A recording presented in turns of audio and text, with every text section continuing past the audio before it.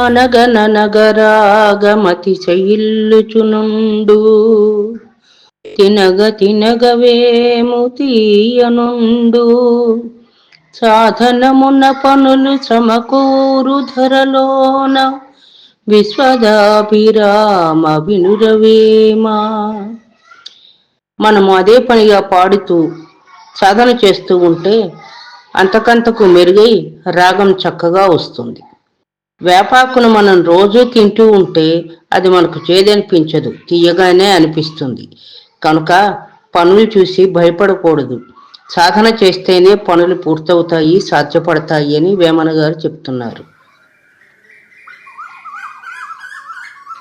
అన్ని దానములను అన్నదానమే గొప్ప, కన్నవారి కంటే గనులు లేరు, ఎన్న గురువు కంటే ఎక్కువ లేరయ్యా, విశ్వదాభిరామ వినురవేమా.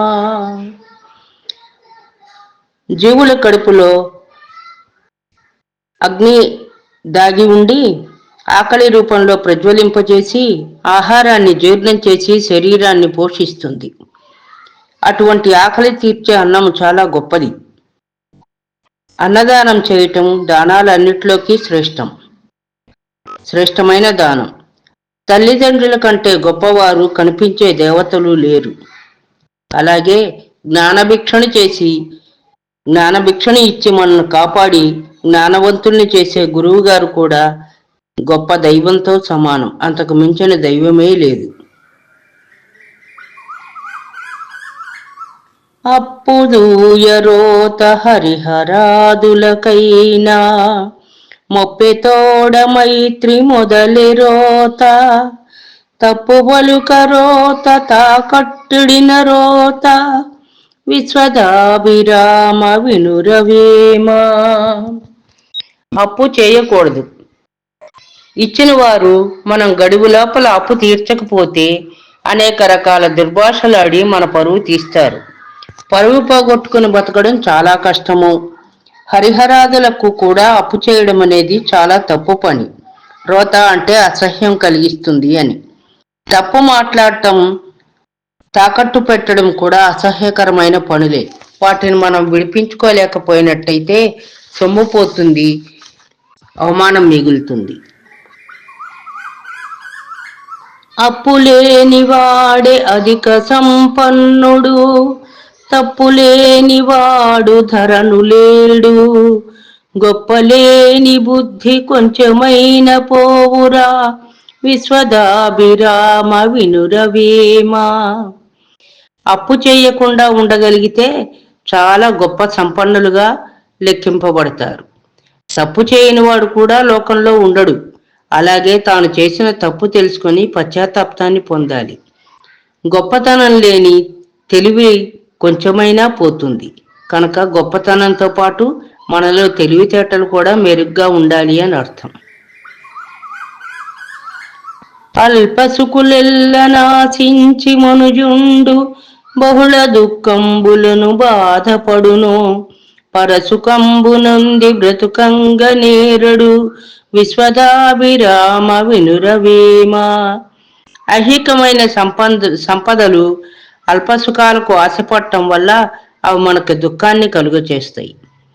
ఐహిక అంటే ఈ లోకానికి సంబంధించినటువంటి సంబంధాలు. బాధ నుండి విముక్తిని కలుగచేయలేవు. పరసుఖాన్ని ఆశించడం వల్ల బాధా విముక్తుడవుతాడు. అంటే ఇతరులు కూడా సుఖపడాలి, సంతోషంగా ఉండాలి అని కోరుకునే మనసు ఉన్నవాడు తాను సుఖపడుతూ ఉంటాడు. ఇది జీవిత పరమార్థమని తెలుసుకోలేకపోతున్నారు. మనము మన సుఖమే కాకుండా ఇతరుల సుఖాన్ని ఆశించాలి. ఆత్మలోన శివుని అనువుగా శోధించి నిశ్చలముగ భక్తి నిలిపెనేని, సర్వముక్తుడవును సర్వంబు తానవును, విశ్వదాభిరామ వినురవేమా. శరీరాన్ని మనసును నిశ్చలంగా యోగ సిద్ధిలో నిలిపినప్పుడే మనకు ముక్తి లభిస్తుంది.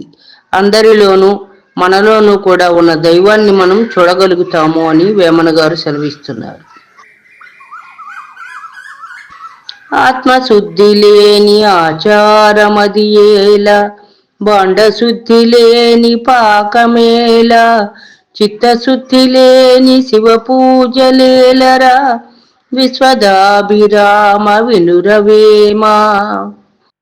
ఆత్మశుద్ధి లేని ఆచారాలు, శుభ్రత చేయకుండా ఉండిన పాత్రలోని వంటకాలు ఎలా పనికిరావో, చిత్తశుద్ధి లేని అంటే మనస్ఫూర్తిగా భక్తితో చేయలేని శివ పూజలు కూడా వ్యర్థమైనవే, ప్రయోజనం లేనివే అని వేమన గారు తెలుపుతున్నారు. ఆలివంక వారాత్మబంధువులైరి, తల్లి వంక వారు తగిన పాటి, తండ్రి వంక వారు దాయాదులైరయ, విశ్వదాభిరామ వినురవేమా. భార్య వైపు ఉన్న బంధువులు ఆత్మీయులవుతారు. తల్లి వైపు వారు కూడా అంతంత మాత్రంగా ఎంతో కొంత ఆత్మీయులుగా ఉంటారు. కానీ మన వంశీకులు, మన గోత్రము వారు, మన కష్టసుఖాలు, మన ఇంటి పేరు, మన గోత్రాన్ని పంచుకున్నటువంటి వారు తండ్రి వైపు వారు మాత్రము ఈ లోకంలో పగవారుగా, దాయాదులుగా మిగులుతారు. ఆలు సుతులు మాయ, అన్నదమ్ములు మాయ, తల్లి తండ్రి మాయ, తాను మాయ, తెలియనీదు మాయ, దీనిల్లు పాడాయ, విశ్వదాభిరామ వినురవేమా. తెలిసిన వారికి భార్యా పిల్లలు, అన్నదమ్ములు, తల్లిదండ్రులు, చివరికి తాను కూడా మాయే అని అనుకుంటారు. ఈ శరీరం పాడుగాను, ఈ మాయ ఏమీ తెలుసుకోనియదు. ప్రపంచమే ఒక మాయ అని నమ్మి దైవాన్ని సేవించాలి అని దీని అర్థం. ఆశ కన్న దుఃఖం అతిశయంబుగలేదు, చూపు నిలుపకున్న సుఖము లేదు, మనసు నిలుపకున్న మరి ముక్తి లేదయా, విశ్వదాభిరామ వినురవేమా. ఆశ కంటే దుఃఖం వేరొకటి లేదు. చూపు నిలిపితే సుఖాన్ని ఇస్తుంది, మనసు నిలిపితే ముక్తిని లభిస్తుంది.